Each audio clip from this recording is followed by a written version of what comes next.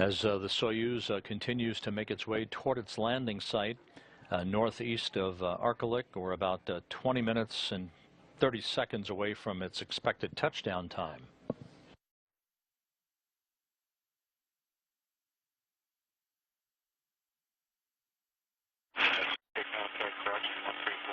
Mission Control Moscow.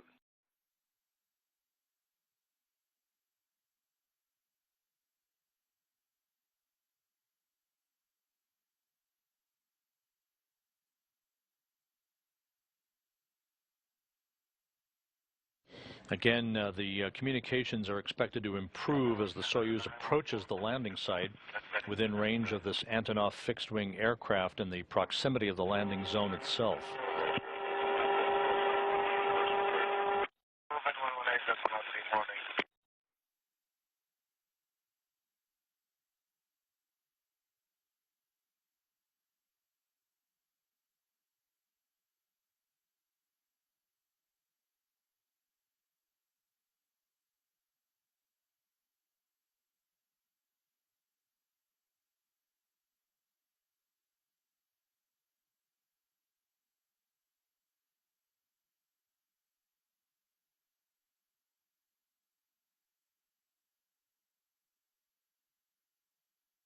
Time to touchdown, 19 minutes.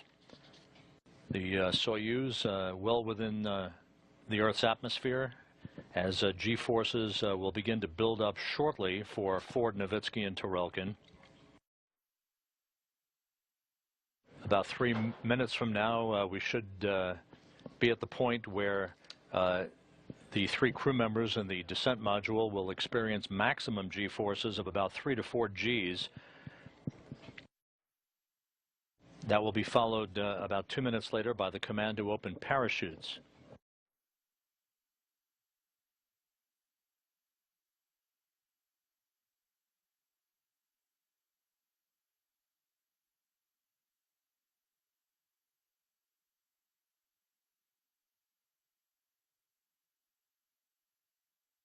Once again, you're seeing an animation of what would be the final minutes of the Soyuz's descent into the Earth's atmosphere, the deployment of the parachutes, and the final maneuver, a braking rocket maneuver, the soft landing engines firing just seconds before touchdown.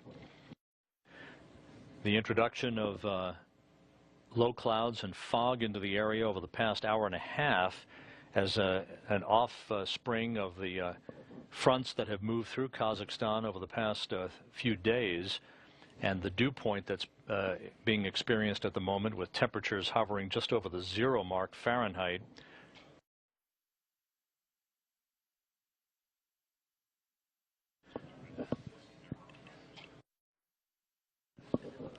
All of those meteorological factors MCC Moscow have created a situation where some of the recovery helicopters being deployed from Kustanai were ordered to return to the staging city. Other helicopters much closer to the landing site in the town of Arkelik are still on the ground, have not been instructed to take off yet. But the report from the search and recovery forces indicates that a minimum and requisite number of helicopters are at the landing site, flying in a circular pattern to await the arrival of the Soyuz spacecraft. These would consist of the most critical personnel to attend to the Soyuz vehicle and its crew members following touchdown. So some of the helicopters are already at the landing site. This is not unusual for only a partial contingent of helicopters to be deployed to create an efficiency and the most expeditious recovery of the crew once the Soyuz has touched down. Integral 19.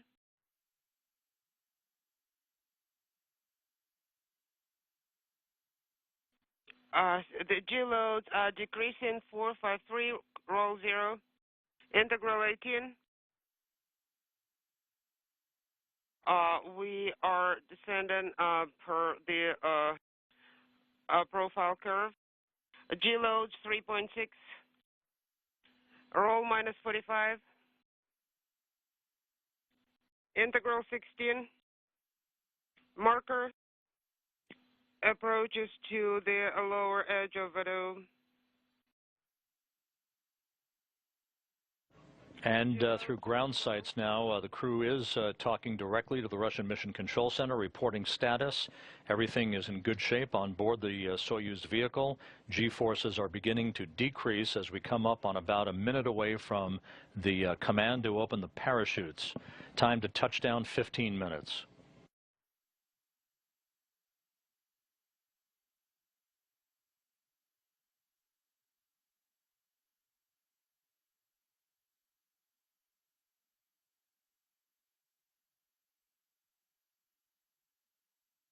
So despite some of the weather conditions deteriorating at the landing site, the news is all good from inside the Soyuz spacecraft. The Soyuz right where it's supposed to be.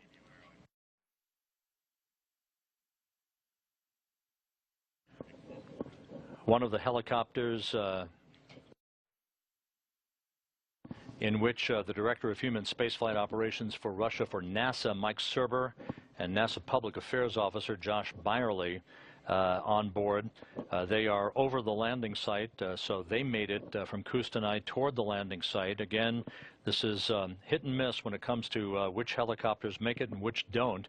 If the weather conditions don't permit a full contingent of helicopters to make it to the landing site, the most critical personnel are on station, ready to support landing just 14 minutes from now.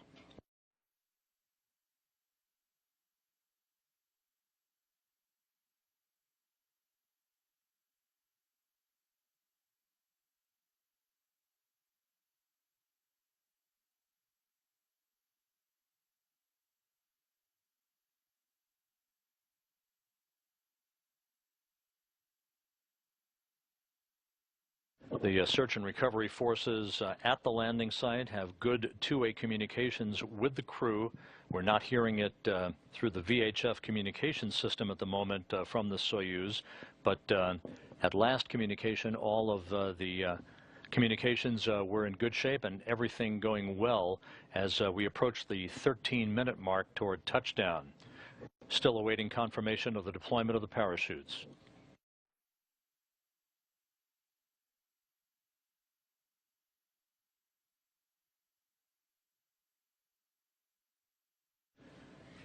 NASA Public Affairs Officer Josh Byerly has sent an image taken from outside one of the porthole windows on his helicopter. The clouds are fairly thick over the landing site with the sun above that deck of clouds as they circle around the landing site. The report now from the search and recovery forces indicating that the crew is feeling very well as we approach the 12-minute mark to touchdown.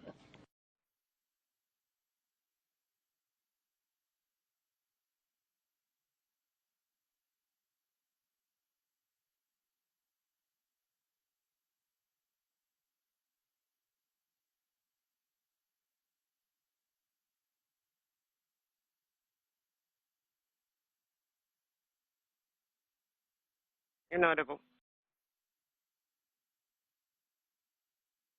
The Soyuz radio beacon being picked up by the search and recovery forces. That's a very good sign. Everything seems to be in good shape.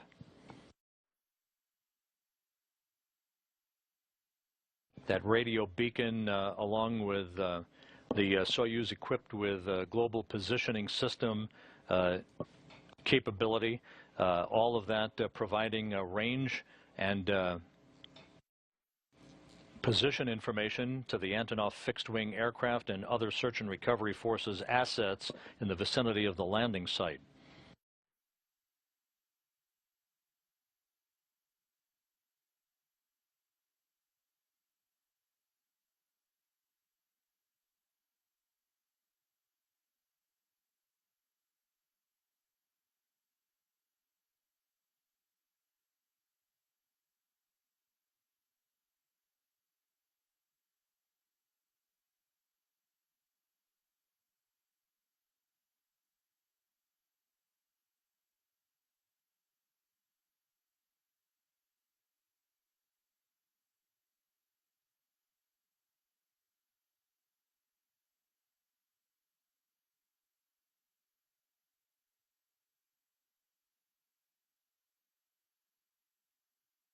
10 minutes until touchdown. The Soyuz should be descending under its main parachute.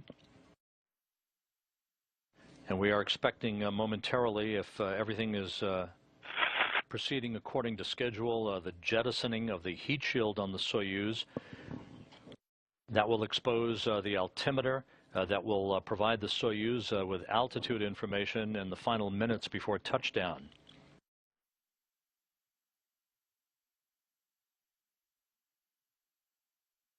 The search and recovery forces now confirming they have a good visual on the descent module. Everything is in good shape. We are less than 10 minutes away from touchdown. The jettisoning of the heat shield also exposes the soft landing engines that will fire just a few seconds off the ground to provide one final braking maneuver and cushion the impact of landing for the 3 crew members who are in the descent module. Oleg Novitsky in the center seat, flanked on his left by Yevgeny Tarelkin, and on his right by NASA's Kevin Ford.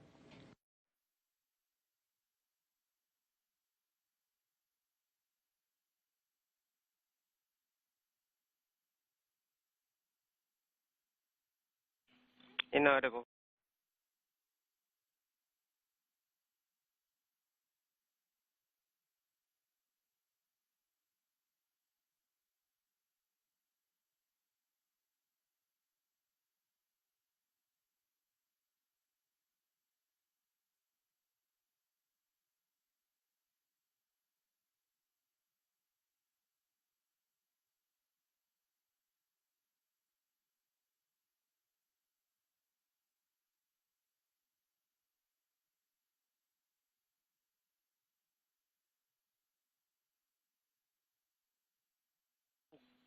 Try one more time.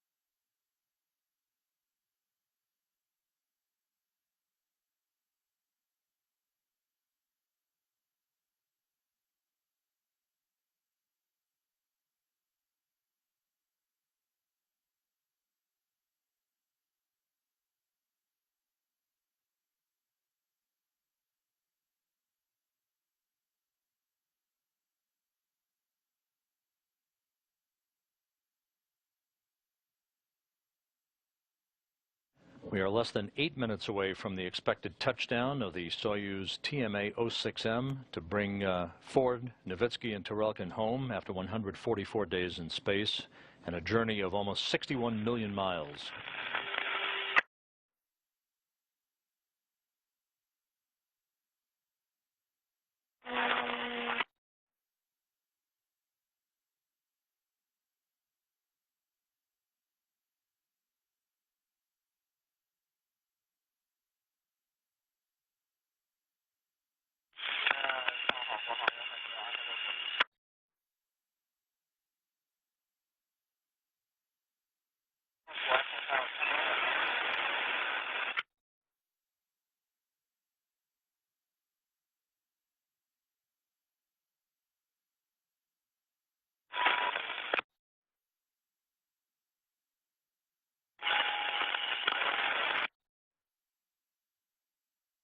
Reports from the search and recovery forces now indicate that the Soyuz is at an altitude of about 3,700 meters, descending on its exact descent profile toward the landing site about 36 miles to the northeast of Arkalyk.